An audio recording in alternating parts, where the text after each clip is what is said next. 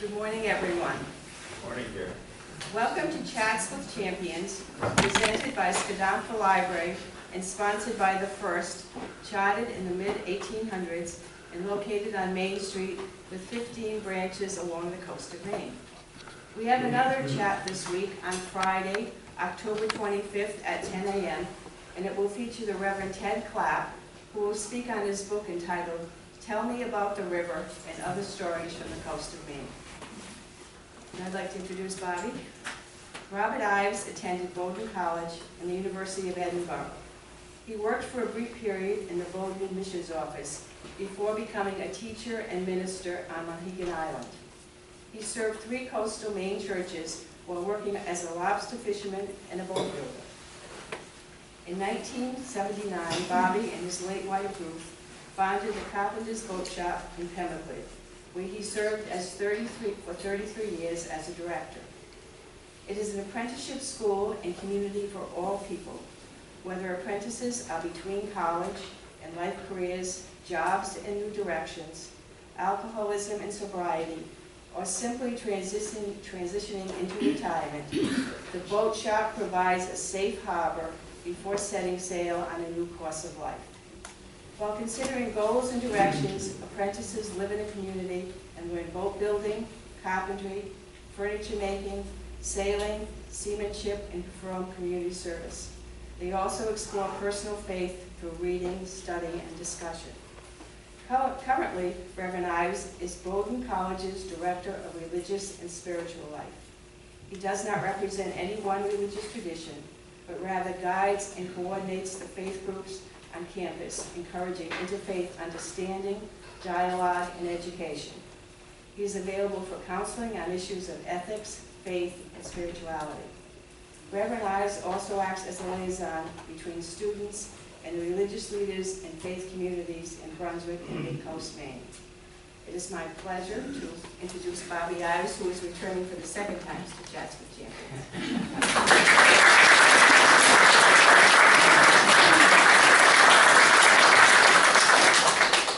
Karen, thank you very, very much, and thank you very much for the very kind invitation to be with you today. It's very humbling. If you were my ministers, rabbis, and priests, I would make a confession, and I might as well go ahead and do it, because I'm no champion. I'm just an ordinary person like all of us here. You try to do as well as you can, but I'm no champion. So in any event, it's a real pleasure to be here. What I really am, though, is a lover of islands. I've been loving islands ever since I was a little boy. In fact, I've always loved that lovely poem by Rachel Field that I'm sure many of you know, but it goes something like this. If once you have slept on an island, you'll never quite be the same. Oh, you will look as you looked the day before and go by the same old name. But you won't know when. Can't say how that change upon you came, but once you have slept on an island, you'll never quite be the same. Well, I've never quite been the same ever since I've been on these islands. And I've been on a lot of islands. I've lived 67 years so far, and of those 67 years, I've lived about 8 years on different islands. Everything from a very short stay to longer stays. Been on Swans Island, and Matinicus Island, and Monhegan Island, and Muscongas Island, Louds Island, even that island there. And I put that there because Phyllis and I were there last year exactly at this time, spending 3 months on the island of Iona. Now, I'm not sure how many have ever been to the island of Iona, but it's off the west coast of Scotland. It's really Scotland's sacred island. There are actually 48 kings and queens of Scotland buried on Iona, including some guy named Macbeth. But anyway, it's a very wonderful place, and I would highly recommend it to any who have an interest in it. And why do I put it up here at this point? Because this was a part of the Muscongas Bay Islands, and that's what I'm going to be talking about. But that was about 10 million years ago.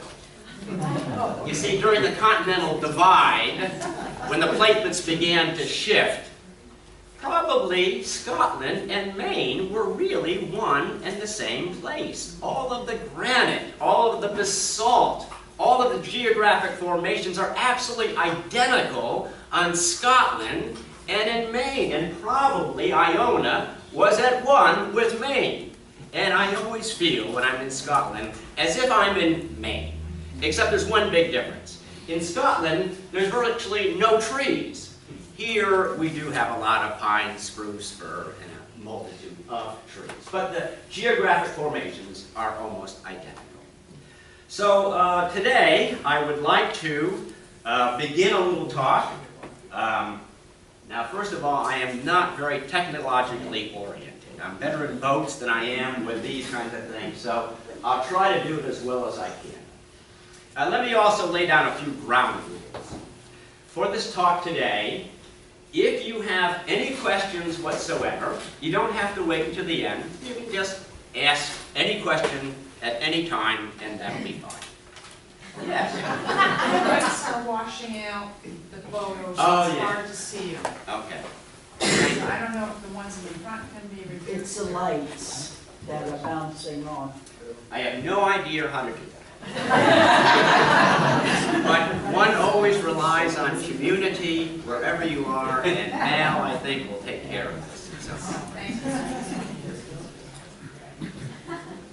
As Mal is doing it, let me again lay down some of the other ground rules here. Is that better? Yeah, that's much better. So any questions at any time? The second aspect is, of course, that we have a couple of jobs to do today. My job is to talk. Your job is to listen. But if you finish your job before I finish my job, that's perfectly okay. Just enjoy the pictures. Or if you have something to do, you can get up at any time when you feel you need to go, and you can do that. I'm an old gabber, I'm a preacher, so I keep talking, but you can leave at any time that you would certainly like to. Okay, so let's get on with our actual talk today, and we're going to start with some of the islands of Muscongas Bay, of which there are 78 islands. There are some shoals out there. There are an awful lot of rocks out there. In fact, that's what Muscongas means in Abenaki. It means the bay of shoals and rocks and ledges, of course. But there are basically about 78 islands in Muscongas Bay that runs from Pemaquid Point north up to Waldoboro, over to Friendship, over to Port Clyde, then boom, right out to Monhegan Island. So Monhegan Island represents the eastern side of Muscongas Bay, and of course eventually the next bay is Penobscot Bay. Now, I might mention that those are the different islands. I've been on about 39 of those islands, and they're so beautiful that way. But we'll start, I think, with Monhegan Island, because it is kind of the queen of all of the islands itself. How many have been to Monhegan? Most of us. Okay, so you know it pretty well. Okay, so Monhegan is about 3/4 of a mile. Well, let me start with, how do we say the island's name? Okay, because people actually pronounce it in many different ways. Now, Monhegan Island, again, means the island way out, furthest out. Manana, right over there, means in Abenaki, or Algonquin, it means small island. I mean, most of these things are Native American tradition that way. But how do you pronounce it? Well, I think most people say Monhegan Island. But if you go to that island and you talk to the older fishermen on the island, they say Monhegan Island, not Monhegan Island. And if you look at William Bradford's journal, which was, of course, he was the governor of the Plymouth Plantation, and in his journal, he writes about this island and visiting this island, and he calls it Monhegan Island. And the actual Abenaki word was Monhegan Island. So it's interesting how the variations kind of come down through. But I say Monhegan Island. Why? Because I love those old-timers on the island. They are so wonderful. They are so interesting and so capable. So in honor of them, I tend to say Monhegan Island rather than Monhegan Island. but whatever way you say it, I'm sure is fine. Okay, let's start with the island. Of course, 3/4 of a mile from west to east, north to south, basically about 1.75 miles. The harbor's made up with Manana, Smutty Nose, nigh dock in there, lousy harbor, not very, very good holding ground there whatsoever. About 3 knots of water run through it on a regular basis, so it's a hard place to hold a boat. You have to be rugged to live on Monhegan Island. But it's a very beautiful island, of course, also. That's, of course, overlooking at Blackhead. I'm not sure why it's called Blackhead. It really should be called Whitehead, which is where we're standing right here. But I think the seagulls have a lot to do with that, of course. And in any event, even though it's Blackhead, it really should be called Whitehead. About 175 feet to the water there, Squeaker Cove, right up in that area. And it's an absolutely magnificent kind of spot. And that's looking, of course, off to the southern. That's Burnt Head and Gull Rock. I have a picture of Gull Rock with a wave washing right over it. It's 75 feet high. Ruth and I have stood right up on Whitehead Cliff and felt spray coming right at us with winds about 70 to 75 miles an hour. And indeed, they found pot buoys back in the woods there, and even seaweed back in the woods. So Monhegan Island takes a raking on a regular basis. I remember living out there, we would listen to the radio, and I remember the winds were blowing about 75 miles an hour, and Lou McNally was on giving the weather report. And he concluded his weather report by saying, "It's a windy day across the state of Maine. All you people on Monhegan Island, hold on." So we tried to hold on. But Monhegan is such a beautiful island. It's a beautiful island because God made it a beautiful island, but also because of one person in particular, a man named Theodore Edison, son of Thomas Edison. The Edison family visited Monhegan Island in the 1930s. And Ted Edison loved that island. And in the about mid-1940s, he purchased about 50 to 60% of the island and most of the eastern side of Monhegan Island. And he also had a house that was right about there. It was a large, not a mansion, but a very large house. And he bought that house, bought all that land, and the first thing that he did when he purchased that land was to tear the house down. He said that no one should ever have exclusive rights to the beauty and magnificence of this island. So he tore the house down and then proceeded to give all the land to the island people. And it is now called the Monhegan Island Associates. It runs like a national park. And there are... this keeps changing. Oh, I think I must bump it like that. I'm going to walk away. Forgive me, again. Okay. So, anyway, so he gave it to the people. They turned it into the Monhegan Island Associates. And it operates, as I say, as a national park with 17 miles of trails through the island that kind of navigate the island. And they're just absolutely magnificent trails. Now, he didn't tear all of the house down. He took a little L off, dragged it through the woods with a truck, and that remains to this day, from the 1940s on, as the parsonage. Now, it's not a great parsonage. If you have ever stayed in there in the wintertime, you'll know that you cannot keep that in any kind of way. But nevertheless, that is the parsonage that Ted Edison gave to the people. And where did Ted buy a house? Right in the heart of the village. That's going up Lighthouse Hill. That is the house that he bought from the heirs of Andrew Winter, who was an artist on the island. And that's where he lived until he died in the 1980s.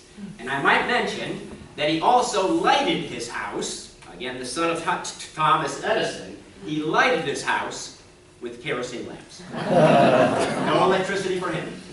He also was a professor at Princeton University in physics, And when Ted came to the island, which he usually did in August and sometimes in early September, he always wore a charcoal gray suit. But like Mr. Rogers, he did don lovely topsider sneakers. So you'd always know Ted Edison by those sneakers that he was always wearing with his charcoal gray suit.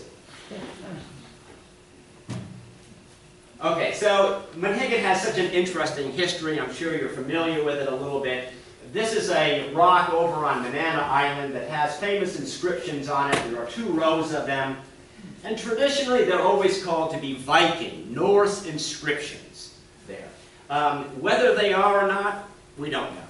What we do know is that Captain John Smith, in 1614, in his journal, wrote about those inscriptions. So this is not a Kilroy was here, you know, kind of in 1922 or something like this. They were noted in his log at that particular time. And we do know, of course, that the Norwegians, the Vikings, did come down, probably into this particular area. Lanza Meadows up in Newfoundland, of course, is a major settlement there of Norse settlements. And indeed, probably different Viking ships come down. And in fact, the oldest European artifact in North America was discovered where? First of all, it was Viking. Second of all, it was a coin. It goes back to about the 11th century, and it was found in 1968 in a place called Blue Hill, Maine.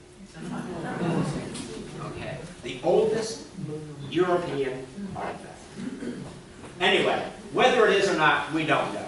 But indeed, they are right there, and they are right there by a little spring of water, so it's a very significant kind of place that these inscriptions are.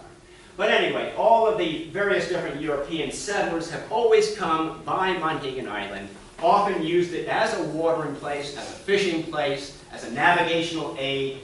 Martin Pring, 1603. 1604, Samuel de Champlain. 1605, George Weymouth. George Weymouth has the first Anglican church service on what island? You know, in St. Paul's Church, anyway, there's one church that says it is on Monhegan Island. It's not. Allen's Island. That's probably where it was, and that's why there's that big granite cross on Allen's Island. It says 1605, George Weymouth. And it's the first Anglican church service in North America, traditionally that way.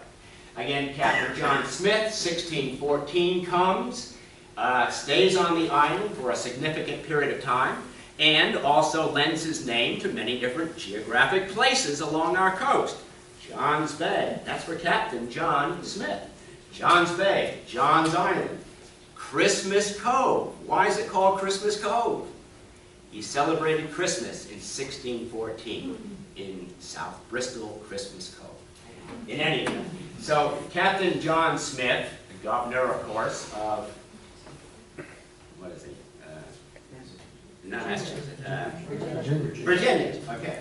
Jamestown, Virginia, is in this area for that. And in fact, Monhegan Island is celebrating its 400th anniversary this coming spring. So there'll be all kinds of festivities out there for him.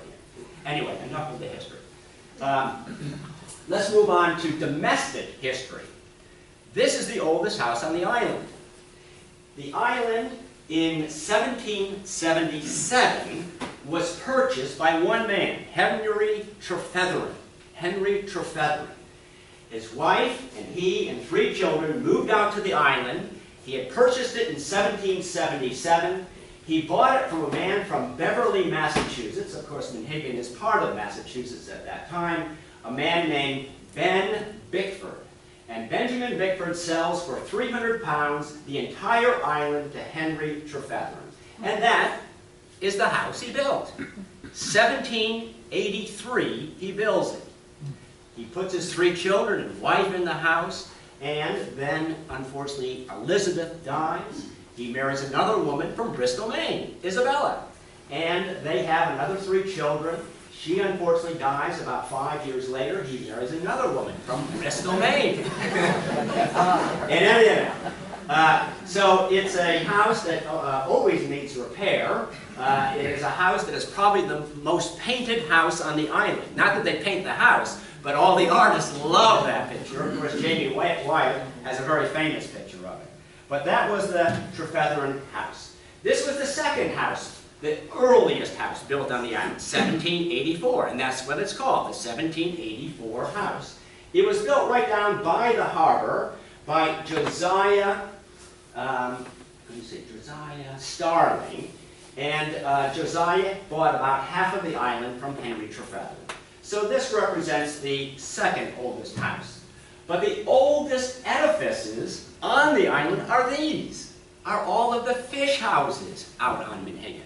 This fish house that I'm standing on right in here is, again, a Trefetheren fish house. It goes back to 1780. 1780, that's been standing there. And the other Trefetheren fish house is on the other side of this fish house there, but it's not there anymore. It was built in 1783, but it's not there. It was washed out to sea in 1978. Do you remember that storm?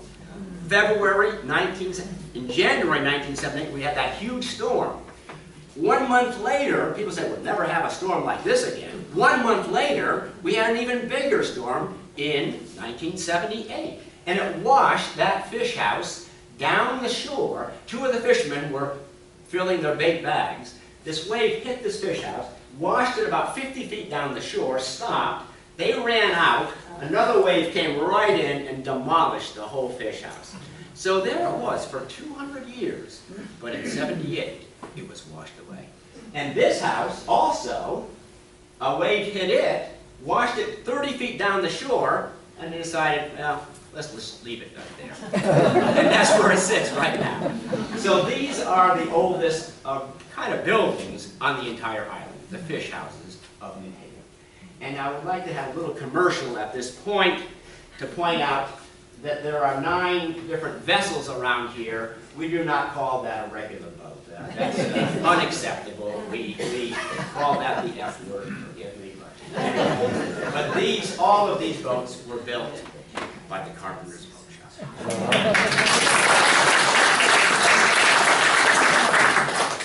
I'll tell you, Ronnie Stanley, who was the last of the boat builders out there, in 1979, Ronnie went blind. Ronnie called me and just said, would you ever be willing to take over the boat building business?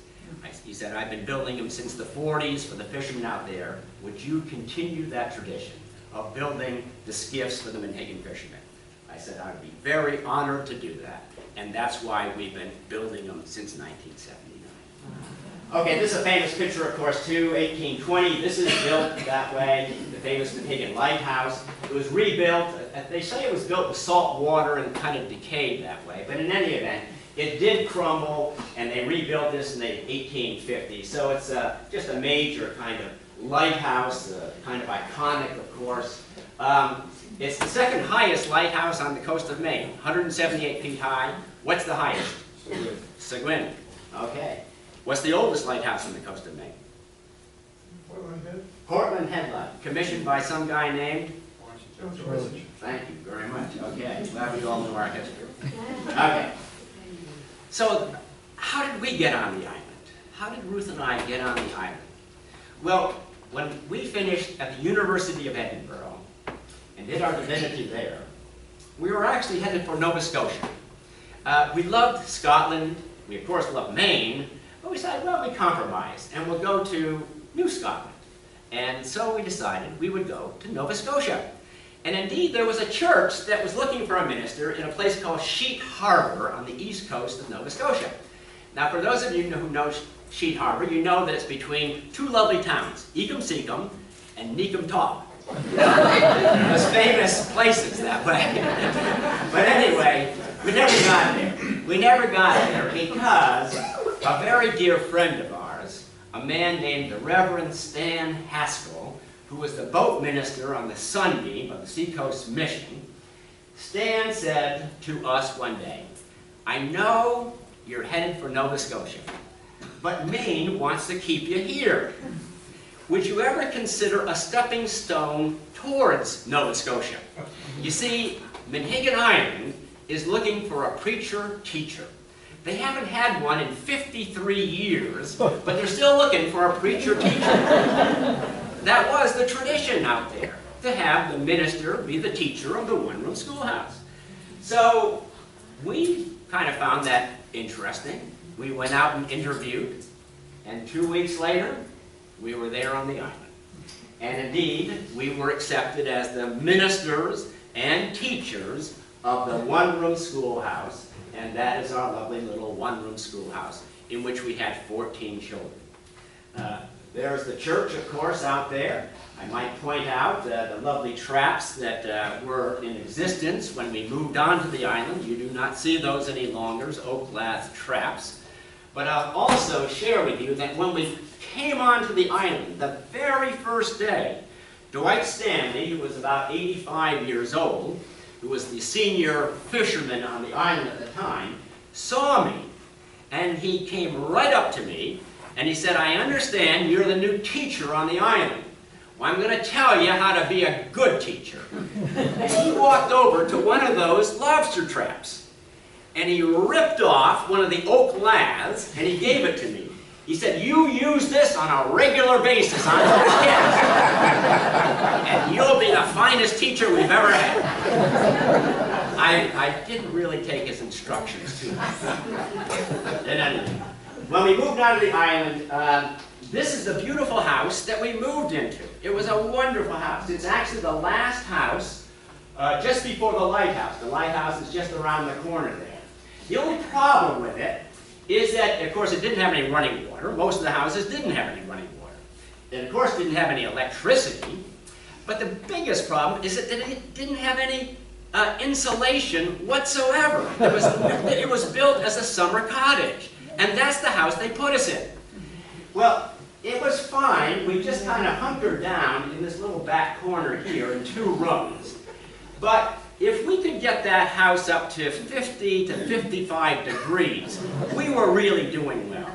And in fact, I'll be very straightforward. That's how Ruth lived for most all of day. She would always come in and wrap that quilt around her. She always had a stocking cap on, and she always had her feet in the oven.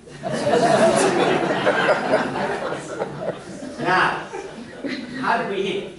There's just 2 little wick burners in here. Just 2 little wick burners that kerosene flows from a can outside in, and then it fills those wick burners. And that was our only heat in an uninsulated house. But anyway, and I must mention too, in January of 1974, it was about 10 degrees out, and the kerosene froze on the line coming into the house. We woke up with it 10 degrees inside. I think it was about 20 degrees outside, but it was 10 degrees inside. And it was a cold existence, I must say. But there is our wonderful school. It's out of focus because I took most of these pictures, and I'm allowed to. But anyway, that's our one-room schoolhouse with 14 children. We had children from kindergarten to 8th grade. There were 1 or 2 in every single grade. And I taught kindergarten, 1st grade, 2nd grade, and 8th grade. And Ruth taught the kind of muddy middle in between. But the wonderful thing is, it really was just like a big family. It was a wonderful family. And over the years of those 14 children, I've had the privilege of performing the weddings of 9 of those children. And there are some of them, people often ask, what do island kids do when they finish the island? Well, the sad reality is most of them leave. Probably only 20% of the kids who have kind of finished the Monhegan Island School return to Monhegan.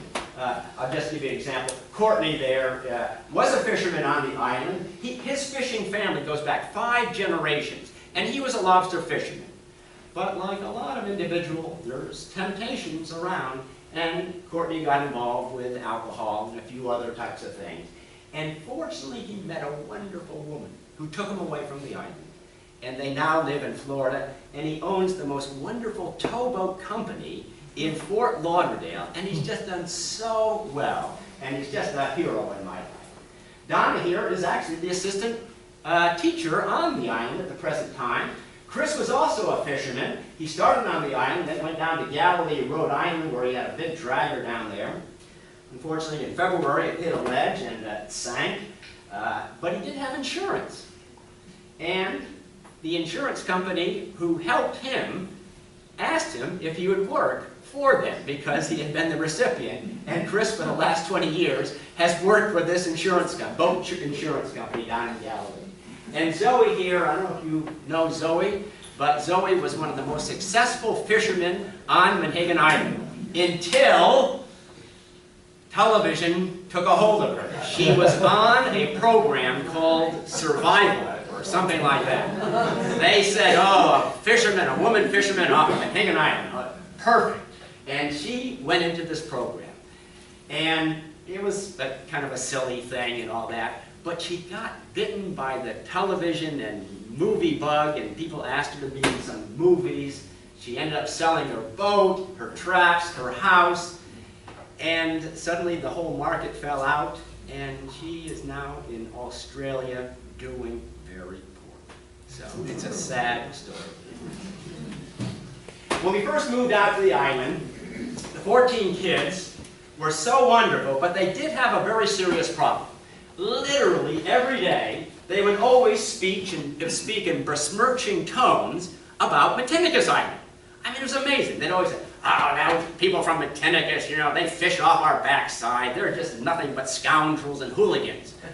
But have you ever met any of these people over there? No, but we know. They're always like that. So we said, you know, we've got to do something about this. This is too serious. And so we rode over to Matinicus Island.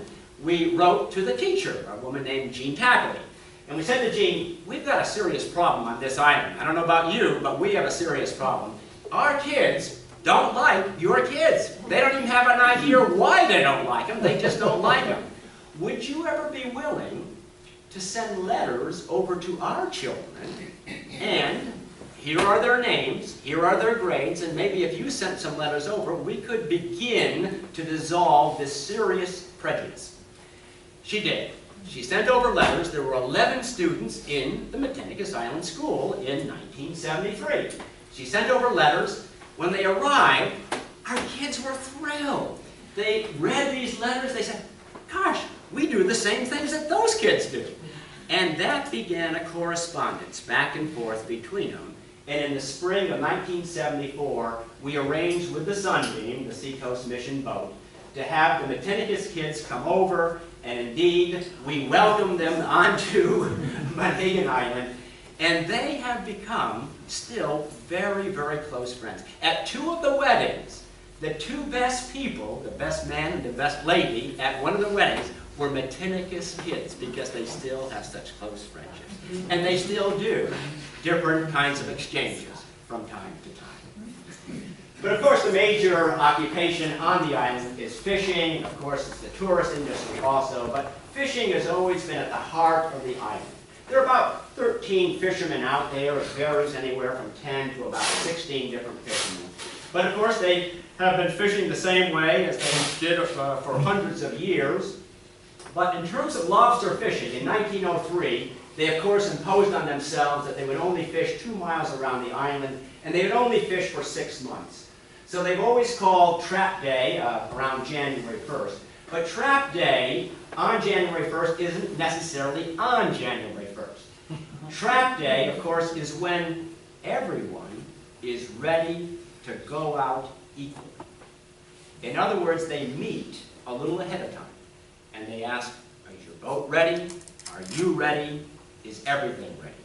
And if someone isn't ready to go, they postpone Trap Day until everyone's ready to go out at the same time. And then, when they finally declare that day, that becomes Trap Day. The head fisherman drops a buoy overboard, and they all go out equally to the fishing ground. Also, and this is a very important thing, these people don't necessarily like each other. But if anyone gets hurt, if someone breaks an arm, a leg, or something, every other fisherman hauls their traps, and they give them the proceeds. It's the tradition on the island, and it's still very, very much in existence. It's an island kind of community, and they try to help each other even though they may not appreciate others' politics or whatever the different kinds of things. They always take care of each other. There are a lot of interesting people out there on the island, and that's certainly one of them, or was. That was one of the last funerals I did on the island. This, of course, is Ray Phillips, a famous figure who moved onto the island in the late 30s. Ray was from Medway, Maine. He went to the University of Maine. He worked down in a chemical company in New York City. But around the late 30s, Ray sailed a friendship sloop from Cape Cod to New Harbor, Maine. And he spent the whole summer in New Harbor, Maine, and was always asking the fishermen, what's that island way out there? Oh, that's Monhegan Island. And he said, I think I'd like to go there someday. Well, the next year, he came from Cape Cod to New Harbor, and then sailed out to Monhegan and spent the summer there. The next year, he sailed and spent the rest of his life there. And of course, that's the house he built. How many remember this house on the island? So, this is the original house that Ray lived in, right there. And I'm sure you were not in that house. Has anyone ever been in this house? Bless your heart.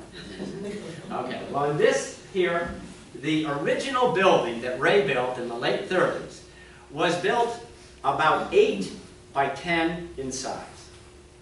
And then he built another house from the same ridgepole, about 12 by 18 in size. And he lived on the inner kingdom, and his sheep lived on the outer kingdom. And that's how he heated his house. He did have a little pot-belly stove in there, but it was basically heated in a post-industrial way with sheep dung. And all the sheep, and in fact he allowed some of the actual sheep to come into his house as well. So in any event, Ray was such an intriguing kind of figure, and did, because, you know, I mean, when you look like that, people kind of take an interest in you, and indeed, people were always photographing him, and once AP Press came out and interviewed him, and sent the article all around the world. So Ray had correspondence with people in France, in Italy, I mean, from all over the world, quite literally. And indeed, whenever he got a letter, maybe I've shared this with you, but whenever he got a letter, because he never thought anything, he always took your letter, if you were to write to him, and he interpolated the letter. In other words, if you wrote to him, Dear Ray, how's it out there on the island? He would then take your letter, scrub out Ray, put in your name, and between all your lines, he would write his letter. You write him a 5-page letter, you get a 5-page letter back. And he would then take your envelope, turn it inside out, and send it back to you. You send him a Christmas card. Whoops. Now what do I do? You send him a Christmas card. One year, you get it back the next year. His name crossed out, your name put in. So he was a very interesting, intriguing man. They called him the hermit of Manana, but he was no hermit. He loved people. He enjoyed seeing people on his terms, not on your terms in that kind of way. But he died in 1975.